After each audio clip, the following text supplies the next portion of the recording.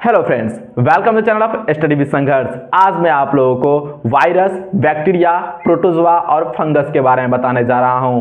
आप लोगों के परिवार में किसी भी इंसान को टेटनस हो जाता है तो भी कहते हैं वायरस का असर है, मलेरिया हो जाता है फिर भी कहते हैं वायरस का असर है, खांसी होता है फिर भी कहते हैं वायरस का असर है। जी नहीं, बताते हैं आज मैं आपको कि वायरस के अंतर्गत कौन कौन से बीमारी आते हैं, प्रोटोजोआ के अंतर्गत कौन कौन से बीमारी आते हैं और फंगस के अंतर्गत कौन कौन सा बीमारी आते हैं। साथ ही साथ मैं ये भी बताऊंगा कि बैक्टीरिया के अंतर्गत कौन कौन से बीमारी आते हैं। तो आइए क्लास को शुरू करते हैं बिना देरी किए हुए। मैंने इस प्रकार से सजा लिया, वायरस वाले कॉलम में सारा ही वायरस से होने वाले बीमारी है, ठीक है। उसके बाद बैक्टीरिया वाले कॉलम में सारा जितना भी बीमारी है वो सारा बैक्टीरिया से होगा, ठीक है। उसके बाद अगला प्रोटोजोआ, प्रोटोजोआ वाले कॉलम में प्रोटोजोआ से होने वाले बीमारियों के बारे में बताया गया है। उसके बाद फफूंदी, फफूंदी वाले कॉलम में फफूंदी से होने वाले बीमारियों के बारे में बताया गया है। तो आइए बारी बारी से जानते हैं सभी के बारे में। तो वायरस से होने वाली जो बीमारी है, पहला होता है चेचक।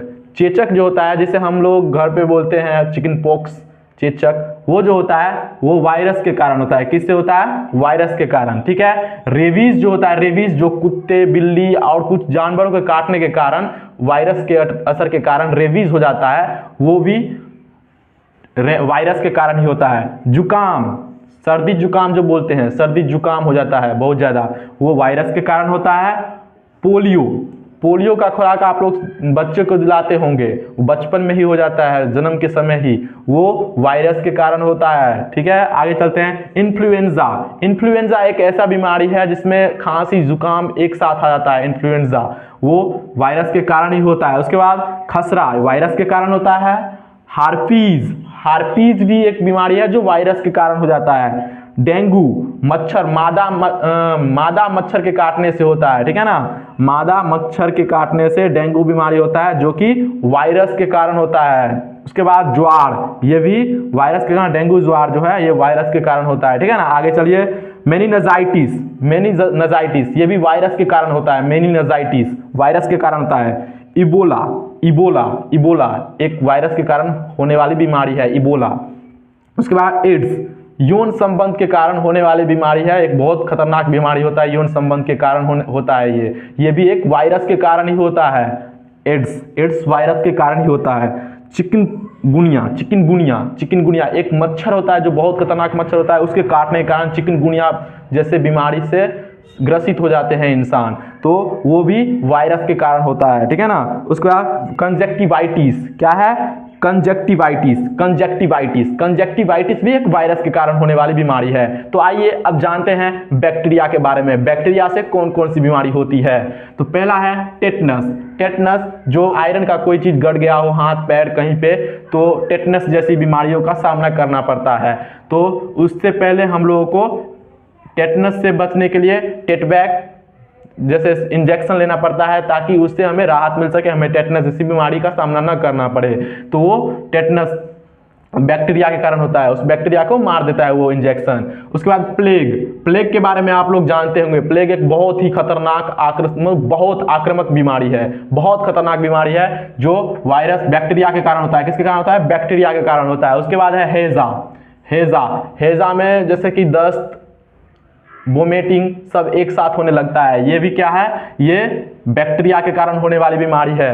क्षय रोग, क्षय रोग में बुखार बहुत ज्यादा मात्रा में आ जाता है, ये भी एक बैक्टीरिया के कारण होने वाली बीमारी है, ठीक है ना। उसके बाद टाइफाइड, इसमें भी बुखार आता है, इतना बुखार आता है कि बुखार उतरता ही नहीं रहता है, उसके लिए एक सही मात्रा में सही तरीके से ट्रीटमेंट की जरूरत पड़ती है, तो वो है टाइफाइड, ये बैक्टीरिया के कारण ही होता है। किसके कारण होता है? बैक्टीरिया के कारण। आगे चलते हैं।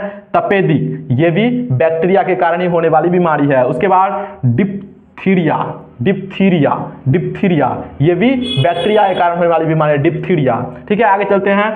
गोनोरिया, गोनोरिया, गोनोरिया भी एक बैक्टीरिया के कारण होने वाली बीमारी है। गोनोरिया, डिप्थीरिया ये सब बैक्टीरिया से होने वाली बीमारी है। काली खांसी, जो बहुत जोर जोर से खांसी करने वाला, जैसे कि गांव घर में जानते होंगे वैसे ढाकर जो बहुत जोर से खांसी करते हैं, उस प्रकार से खांसी करते हैं तो उसे काली खांसी कहते हैं। वो क्या होता है? वो बैक्टीरिया के कारण होने वाली खांसी है, ठीक है ना। सांड को जानते होंगे आप लोग, सांड को, सांड जो खांसी करते हैं बहुत जोर से, उसी प्रकार से जब कोई इंसान खांसी करते हैं बहुत जोर से तो वो काली खांसी कहलाती है, ठीक है ना। काली खांसी जैसी बीमारियों का इलाज बैक्टीरिया को खत्म करने के बाद होता है, ठीक है ना। तो आगे चलते हैं, निमोनिया, ये भी बैक्टीरिया से होने वाली बीमारी है, निमोनिया बैक्टीरिया से होने वाली बीमारी है, ठीक। आगे चलते हैं, कुष्ठ रोग, ये सबसे खतरनाक रोग है जिसमें हमारे पार्ट गलने लगते हैं, ठीक है ना।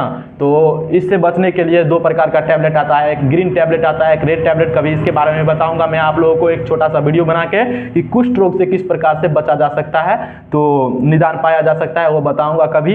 ये बैक्टीरिया से होने वाली बीमारी ये सारी थी, ठीक है। आप चलते हैं प्रोटोजोआ के बारे में जानने के लिए कि प्रोटोजोआ से कौन कौन सा बीमारी होता है। तो आइए चलते हैं, प्रोटोजोआ के कारण होने वाली बीमारी ये इस प्रकार से है।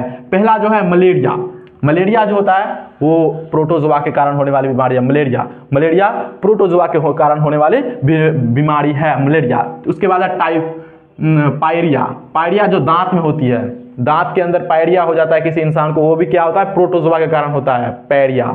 उसके बाद आगे चलते हैं, सोने का रोग, निद्रा रोग इसे कहते हैं, सोने का रोग, जिसे बहुत आलस आने लगता है, बार बार नींद आता है, हमेशा जब हर इंसान घूमता रहता है फिर भी उसको नींद आता है, हमेशा सोता रहता है, वो एक निद्रा रोग होता है, ठीक है ना। या फिर सोने का बीमारी उसे कहते हैं, सोता रहता है बार बार, वो भी प्रोटोजोआ के कारण होता है। उसके बाद पैचिस भी प्रोटोजोआ के संक्रमण से होने वाली बीमारी है, जो पैचिस बन जाती है, पैचिस के कारण पैचिस हो जाता है, प्रोटोजोआ के सहायता से प्रोटोजोआ के कारण पैचिस बीमारी से सामना करना पड़ता है। उसके बाद है कालाजार, ये भी प्रोटोजोआ से होने वाली एक बीमारी है। तो आइए आप जानते हैं फफूंदी के बारे में, फफूंदी के अंतर्गत कौन कौन सी बीमारी आती है, तो जानते हैं। पहला है गंजापन, आप देखते होंगे अपने घर के आसपास की कुछ बहुत उम्र वाले इंसान है जिसका उम्र हो गया है बहुत ज़्यादा, उनका ऊपर का केस उड़ जाता है, हट जाता है, नहीं रहता है केस, वो गंजापन कहलाता है। तो वो भी जो होता है वो फफूंदी के कारण होता है, ठीक है ना। फफूंदी के कारण गंजापन जैसी बीमारियों का सामना करना पड़ता है। उसके बाद एथलीट फूड, ठीक है ना, ये भी एक फफूंदी जैसे बीमारियों का होने वाला, मतलब फफूंदी से होने वाली बीमारी है। आप कैसे समझिएगा कि मुझे एथलीट फूड हो गया है, तो मैं आपको बता देता हूँ, अपने पैर में जब आपके पैर के उंगलियों के बीच फफूंदी जैसा आ गया होगा तो समझ लीजिएगा कि मुझे एथलीट फूड हो गया है।